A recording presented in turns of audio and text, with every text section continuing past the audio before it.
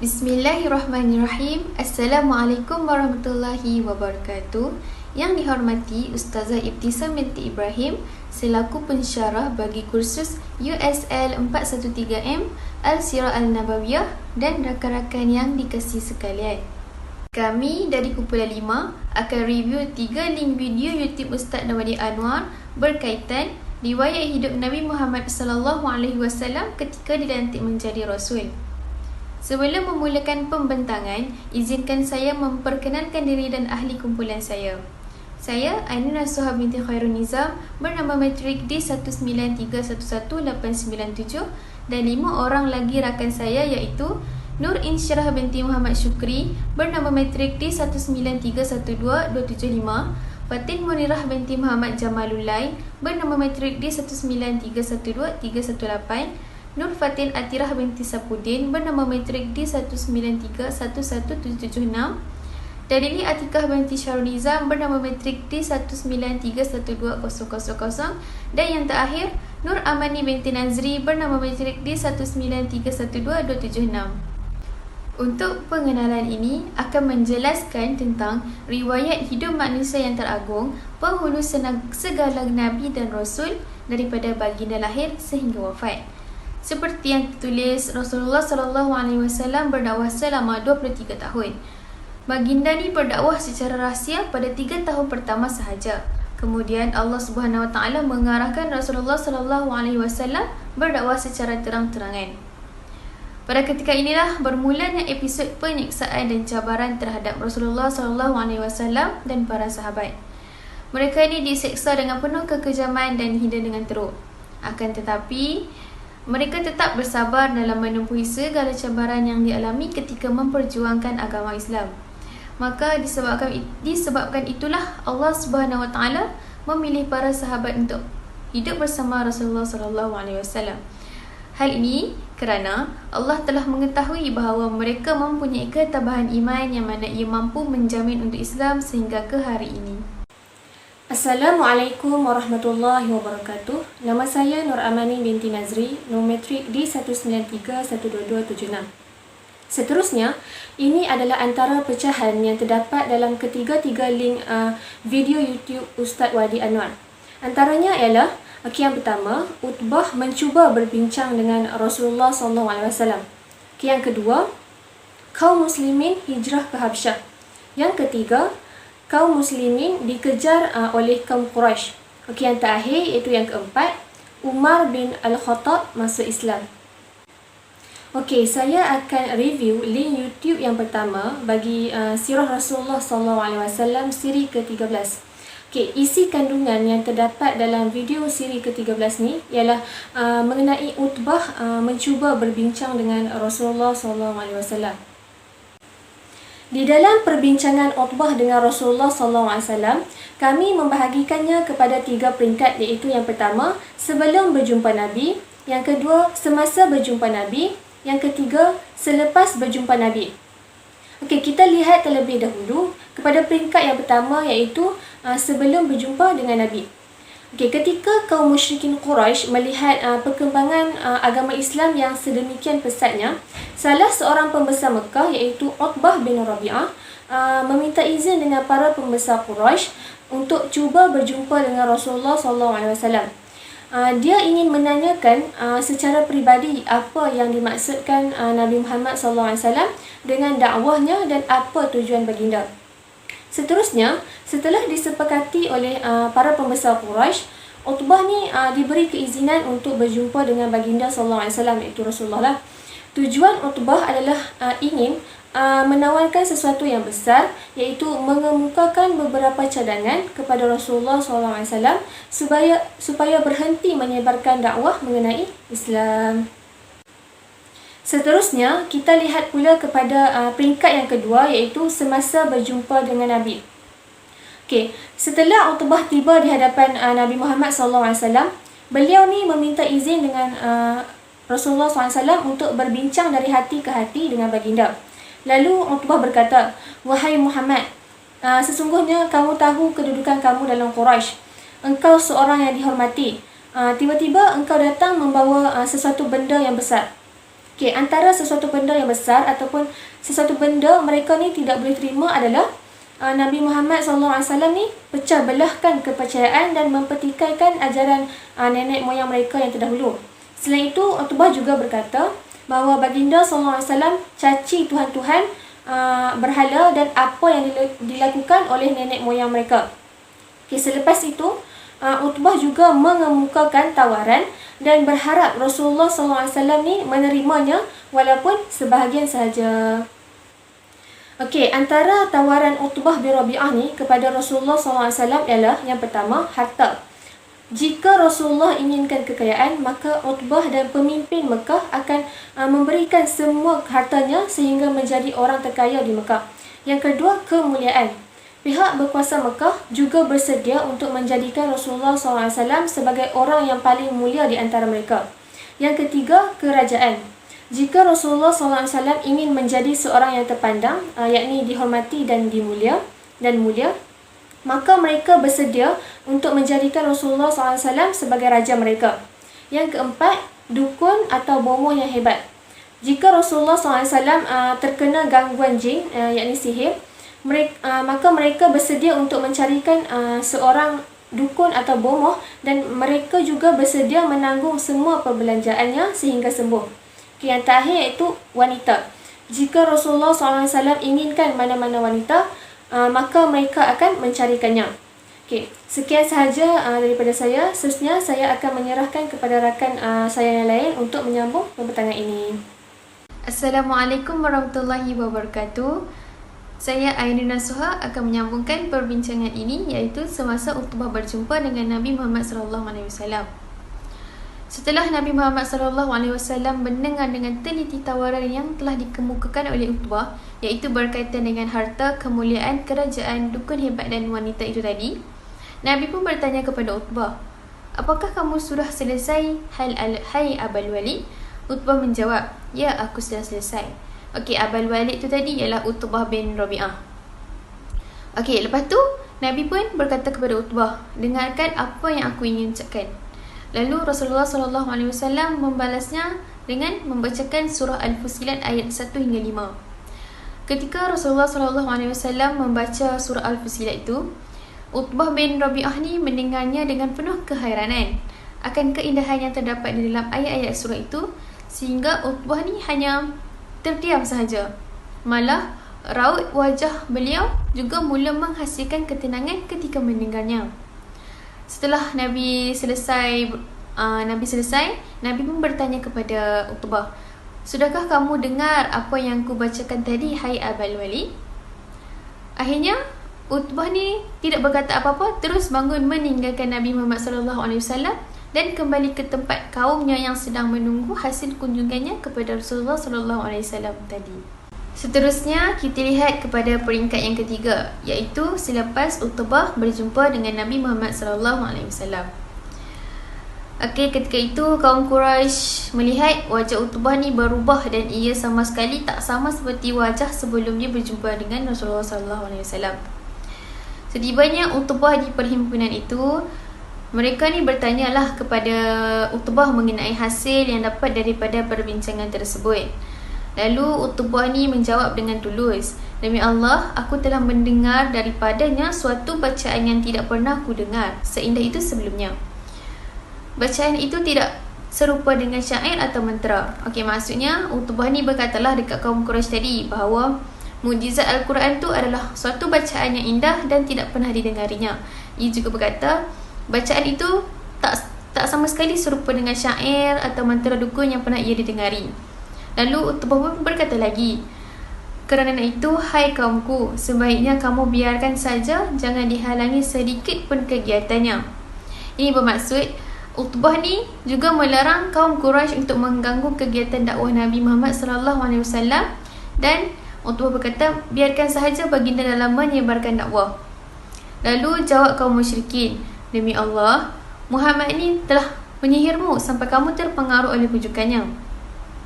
Disebabkan itu, kaum Quraisy ni pun telah menuduhlah Nabi Muhammad dan menganggap Utbah ni sudah terkena sihir dan beliau ni terpengaruh dengan pujukan Rasulullah SAW.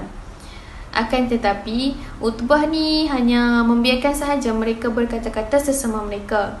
Beliau juga berkata bahawa ini adalah pendapatnya dan orang Quraisy ni bebas untuk melakukan apa sahaja yang diingini. Walaupun Nabi Muhammad SAW terus menyebarkan dakwah Islam, beliau iaitu Utbah bin Rabi'ah ni tetap sama sekali tidak memasuki Islam. Sekian saja daripada saya. Seterusnya saya akan menyerahkan kepada rakan yang lain untuk menyambungkan pembentangan ini. Assalamualaikum warahmatullahi wabarakatuh. Saya Nur Insyirah binti Muhammad Syukri, nombor metrik di 193-12275. Saya akan mereview link YouTube yang kedua bagi sirah Rasulullah SAW, siri yang ke-14, dan isi kandungan yang terdapat di dalam video tersebut adalah: yang pertama, mengenai kaum muslimin hijrah ke Habasyah, dan yang kedua ialah kaum muslimin dikejar oleh kaum Quraisy. Kita lihat terlebih dahulu mengenai kaum muslimin ketika hijrah ke Habasyah. Okey, ketika Nabi Muhammad SAW melihat keganasan kaum musyrikin yang mana semakin mengganas dan beliau juga tidak dapat memberikan perlindungan kepada kaum muslimin, maka Rasulullah SAW mengatakan bahawa lebih baik jika kaum muslimin ini dapat berhijrah ke Habasyah. Seterusnya, anjuran Rasulullah SAW juga diterima oleh kaum muslimin kerana mereka juga sanggup untuk meninggalkan kota Mekah. Maka bermulalah hijrah pertama Rasulullah SAW selepas 4 tahun baginda dilantik menjadi Rasul. Ketika itu, hampir mencecah 100 orang yang memeluk agama Islam di Mekah. Di samping itu, Rasulullah SAW menyuruh umat Islam berhijrah ke Habasyah adalah bertujuan untuk menyelamatkan diri mereka daripada dicaci, diseksa dan dipulau oleh kaum musyrikin Mekah. Hal ini kerana di Habasyah terdapat seorang raja yang adil dalam pemerintahannya serta kekuasaannya juga tidak ada seorang pun yang boleh dianiayai. Dan raja tersebut juga dikenali sebagai Raja Al-Najashi Ashhamah bin Abjad.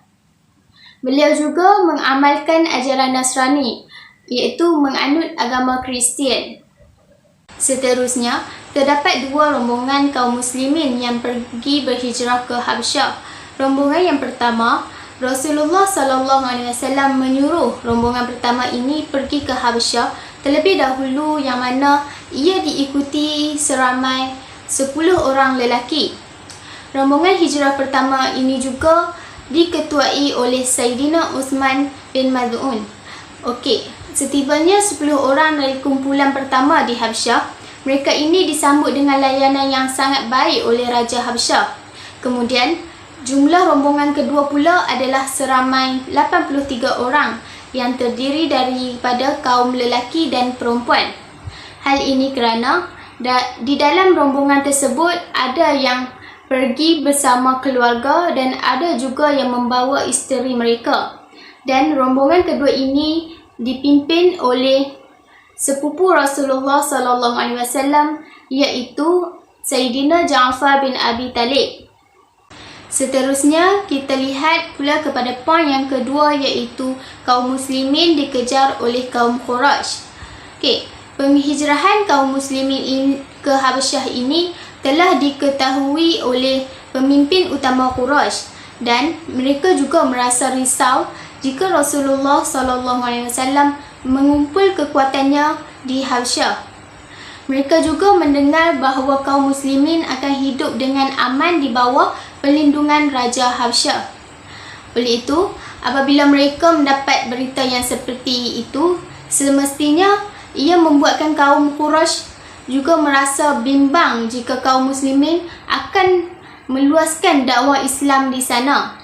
Kemudian, para pemimpin Quraisy ini menghantar 2 orang wakil yang pakar dalam urusan diplomasinya ke Habasyah.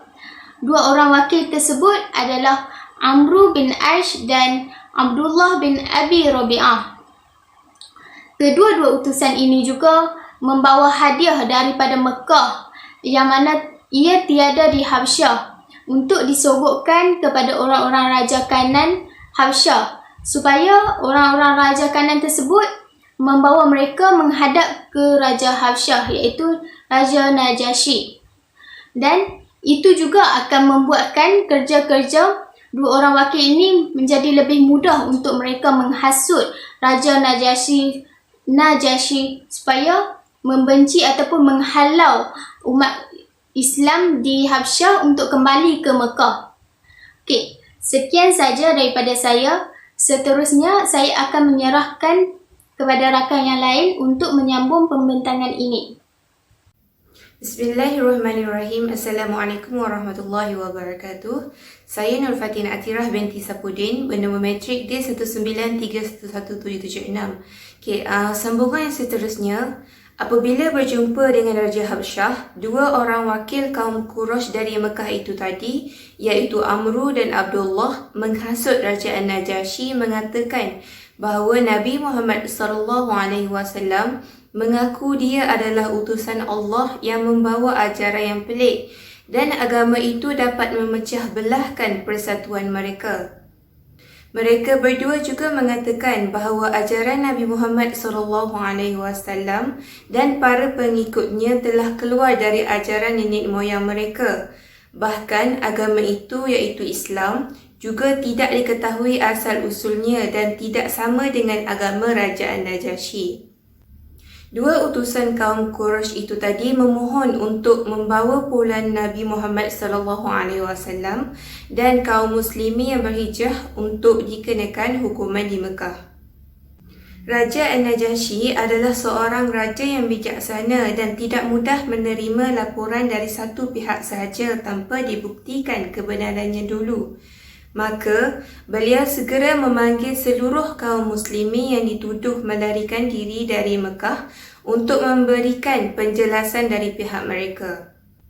Maka dari itu, sepupu Rasulullah SAW iaitu Sayyidina Ja'far dilantik untuk menjadi jurucakap bagi pihak kaum muslimin. Sayyidina Ja'far mengatakan benar bahawa Nabi Muhammad SAW membawa ajaran dan agama yang baru. Akan tetapi, baginda seorang yang mempunyai akhlak yang baik kerana baginda hanya mengajar untuk menyembah Allah SWT dan menyuruh untuk meninggalkan penyembahan berhala seperti batu, kayu dan pokok yang tidak mampu untuk berkata-kata dan memberi manfaat atau mudarat kepada mereka. Selain itu, Raja Najasyi juga bertanya pendapat mereka mengenai Isa dan jawapan yang diberikan oleh Sayyidina Ja'far mendapat perhatian daripadanya kerana kepercayaan mereka lebih kurang sama. Sayyidina Ja'far membacakan beberapa ayat daripada permulaan surah Maryam. Ketika Raja Najasyi dan orang-orangnya mendengarkan keindahan ayat-ayat Al-Quran yang dibacakan oleh Sayyidina Ja'far, mereka terharu sehingga menangis tersedu-sedu. Akhirnya, Raja An-Najasyi memerintahkan dua orang utusan daripada kaum Quraisy tadi di Mekah untuk segera pulang, sedangkan kaum muslimin tetap diberikan perlindungan dan penghormatan yang besar di Habsyah. Dengan ini, maka kedua-dua utusan itu pulang ke negeri mereka dengan perasaan yang terpukul sekali kerana kegagalan mereka yang menyeluruh. Sekian, itu sahaja daripada pembentangan saya. Seterusnya saya serahkan kepada rakan saya. Nama saya Dali Atika binti Syawnizam. Seterusnya, saya akan review link YouTube yang ketiga bagi sirah Rasulullah SAW siri ke-15. Isi kandungan yang terdapat dalam video siri 15 adalah mengenai Umar bin Al-Khattab masuk Islam. Umar Al-Khattab merupakan seorang lelaki yang sangat berani, panas baran dan bengis. Sebelum memeluk agama Islam, beliau adalah seorang yang sangat memusuhi Islam dan sering melakukan penindasan kepada umat Islam di kota Mekah. Umar berasa amat marah ketika beliau mendapat tahu bahawa ramai orang Islam meninggalkan kampung halaman mereka untuk berhijrah ke Madinah. Beliau juga berazam untuk membunuh Rasulullah SAW kerana mereka sanggup berpindah demi mempertahankan agama yang baru yang dibawa oleh baginda. Dalam perjalanan ke tempat Rasulullah SAW, Umar bertemu dengan Nu'aim bin Abdullah. Pada waktu itu, Umar berjalan dengan pedang yang terhunus di tangannya. Nu'aim bertanya kepadanya, hendak ke mana kamu di pagi ni? Umar pun menjawab, aku hendak bunuh Muhammad yang telah memecah belah persatuan kaumnya dan menghina Tuhan kami.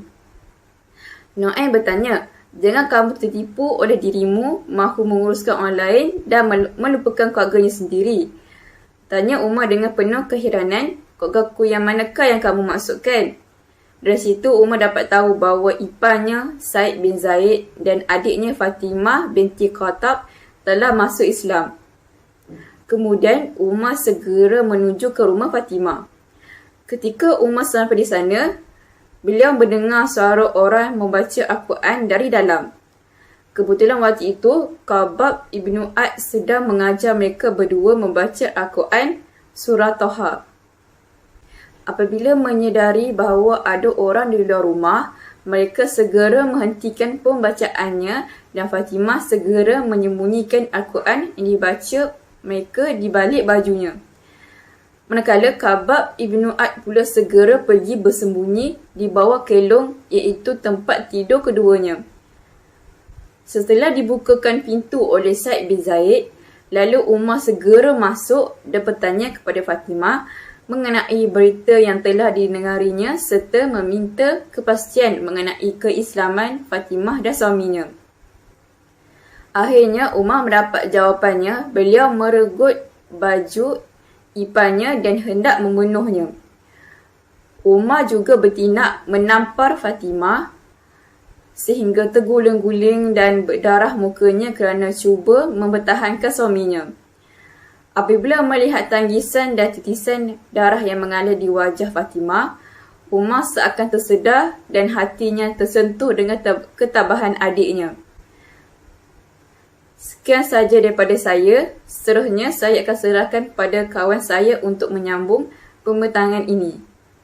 Bismillahirrahmanirrahim. Assalamualaikum warahmatullahi wabarakatuh. Saya Fatimah Munirah binti Muhammad Jamalullah, baru memetrik di 193-123-18, akan menyambung pembentangan di bahagian Umar Al-Khattab memeluk agama Islam.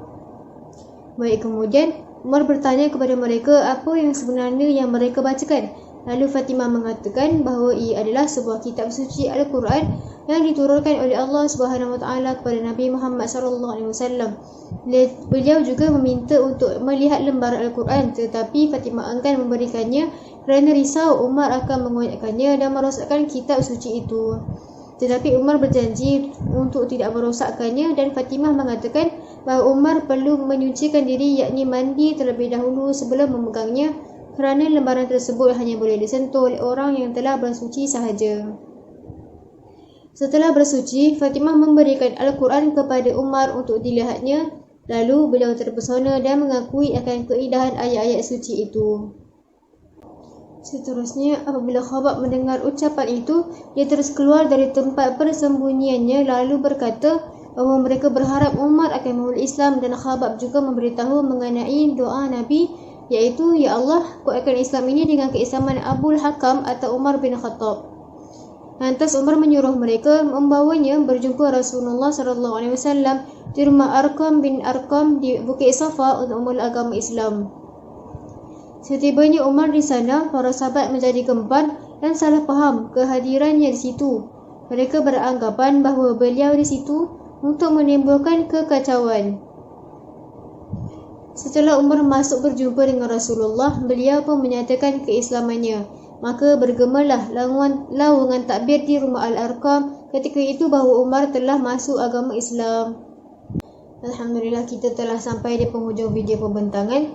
Sebagai kesimpulan, tujuan memahami sirah Nabawiyah ialah agar setiap umat Nabi Muhammad SAW memperoleh gambaran sebenar tentang hakikat agama Islam secara sempurna. Apa yang tercermin dalam kehidupan para Nabi, khususnya Nabi Muhammad SAW, akan menjadi contoh terbaik dalam menjalani kehidupan.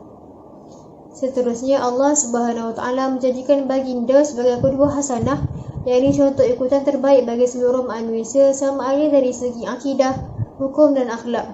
Ianya dapat dilihat saat Nabi Muhammad SAW ditawarkan harta, pangkat, wanita dan segala-galanya daripada Asbah bin Rabi'ah. Namun ditolak oleh baginda kerana keikhlasannya dalam meraih redha Allah Subhanahu Wa Taala tidak mungkin dapat ditukar dengan harta dunia. Selain itu, kisah-kisah ini juga dapat dilihat dari segi kecintaan dan ketulusan para sahabat, iaitu betapa kasih dan cintanya mereka kepada baginda sallallahu alaihi wasallam sehinggakan rasa cinta itu menyerap ke dalam urat dan darah mereka. Mereka sanggup mengambil risiko terhadap nyawa mereka hanya untuk mempertahankan akidah dan memperjuangkan dakwah baginda Muhammad sallallahu alaihi wasallam sehinggalah diturunkan perintah untuk para sahabat berhijrah ke Habsyah demi mempertahankan akidah mereka. Sekian daripada kami. Wabillahi taufiq wal hidayah. Assalamualaikum warahmatullahi wabarakatuh.